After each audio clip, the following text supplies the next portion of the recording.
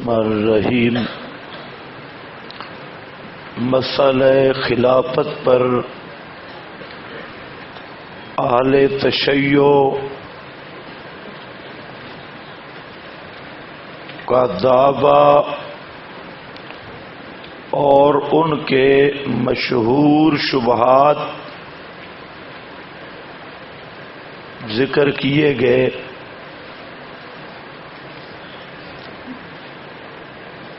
جس کا حاصل یہ ہے کہ حضرت علی کی خلافت بلا فصل پر اہل تشیع کے ہاں قطعی دلیل تو درکنار ظنی دلیل بھی موجود نہیں۔ نہ اہل سنت کے اصول کے مطابق اور نہ ہی اہل تشیع کے اصول کے مطابق، مذہب فریقین کے اصول کے مطابق ایک دلیل بھی نہیں۔ اس معاملہ میں 10واں شبہ آپ کے پاس لکھا ہے، گویا یہ آخری شبہ ہے ان کا، جس میں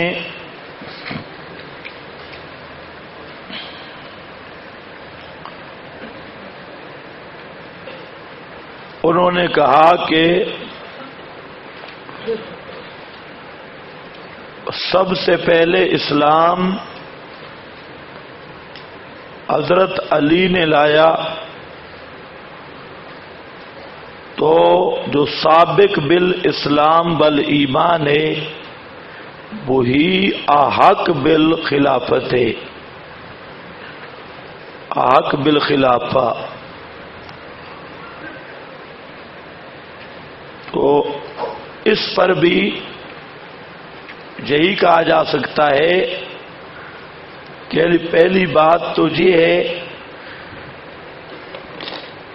کہ مسئلہ جب اصول دین کا ہے تو دلیل وہ لاؤ جو اصول دین کے لیے مثبت ہو۔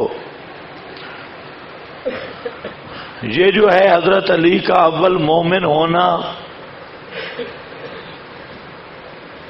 تو اس سے فضیلت تو ثابت ہوگی، لیکن احق بالخلافت یا خلیفہ بلا فصل ہونا کسی طریق پر بھی ثابت نہیں ہو سکتا۔ اتنی بات ثابت ہو سکتی ہے کہ حضرت علی نے پہلے ایمان لایا، پہلے اسلام قبول کیا، تو ان کے فضائل زیادہ ہیں، لیکن حقیقت خلافت جو مسئلہ ہمارا چل رہا ہے اس میں اس کی کوئی دلالت نہیں۔ اور دوسری بات یہ ہے کہ حضرت علی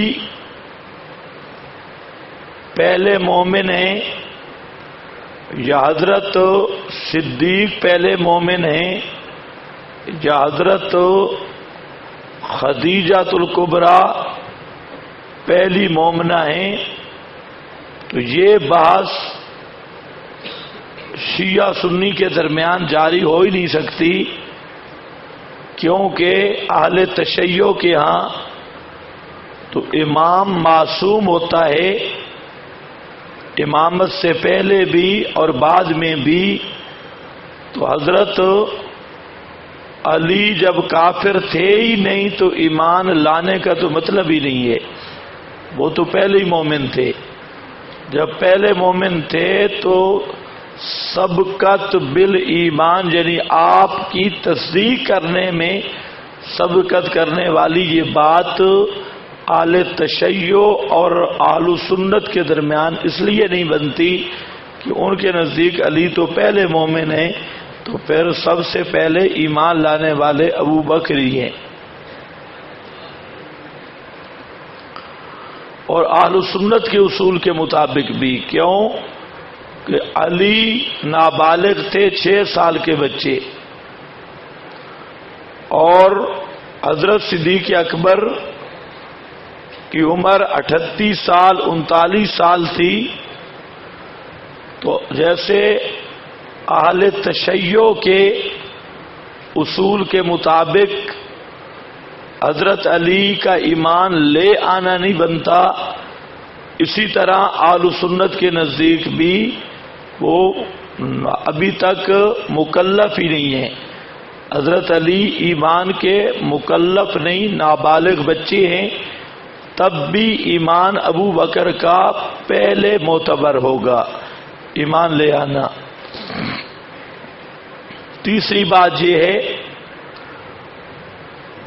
کہ بچوں میں سب سے پہلے حضرت علی نے ایمان لایا، بالغوں میں حضرت ابو بکر صدیق نے، عورتوں میں حضرت خدیجہ الکبریٰ نے، اور غلاموں میں حضرت زید وغیرہ نے۔ یہ تطبیق بھی دی۔ آپ کے پاس چند باتیں لکھی ہیں، یہ ذرا دیکھیں۔ حضرت عمر ابن عباسہ السلمی فرماتے ہیں قال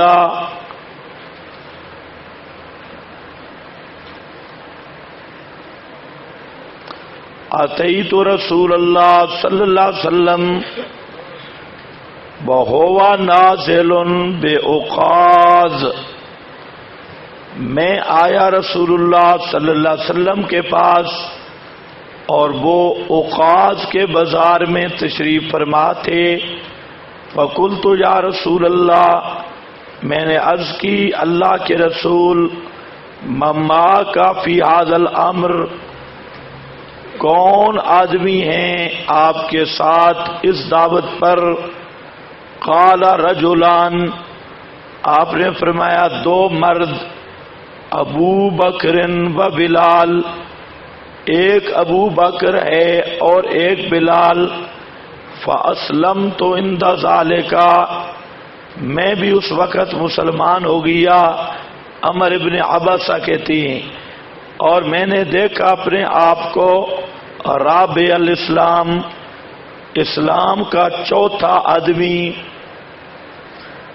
اس حدیث سے کیا ثابت ہوا کہ سب سے پہلے ایمان ابو بکر صدیق نے قبول کیا، اور آپ نے کیا فرمایا کہ میرے ساتھ دو مرد ایمان لا چکے ہیں، اور دو مرد کون ہیں؟ ابو بکر اور بلال۔ تو یہ کہتے ہیں میں بھی مسلمان ہو گیا، تو چوتھا کیسے بن گیا؟ ایک نبی پاک صلی اللہ علیہ وسلم خود، ایک ابو بکر، ایک بلال اور ایک عمر بن عباسہ السلمی۔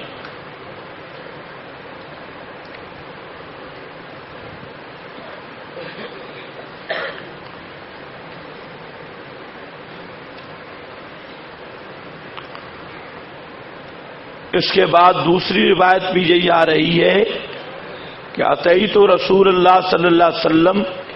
اس روایت کا مقصد سمجھے ہو؟ دو جواب پہلے بھی میں نے دے دیے۔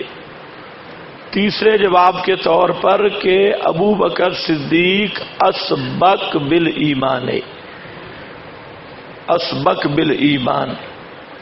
ہاں بھائی، اس پر فقلت من معك على هذا الامر قال حر وعبد ومعنا ابو بکر وبلال۔ یہ بھی اسی طرح آ رہی ہے، آزاد بھی ہے، غلام بھی، اور ہمارے ساتھ ابو بکر اور بلال۔ اسی طرح فقلت من معك على هذا الامر، وہی حضرت عمر بن عبسہ کی، قال حر و عبد، یعنی ابا بکر و بلالا۔ اسی طرح آگے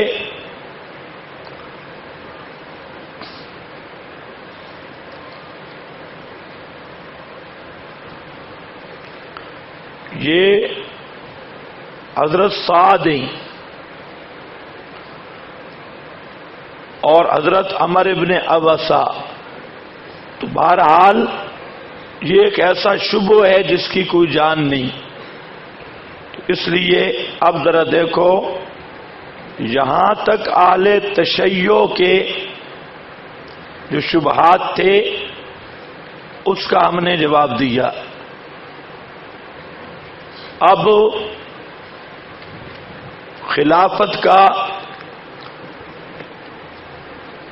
جو ہمارا دعویٰ ہے اس کے مطابق دیکھو، پہلے آیت نکال لو، آیت بھی حل ہو جائے، پھر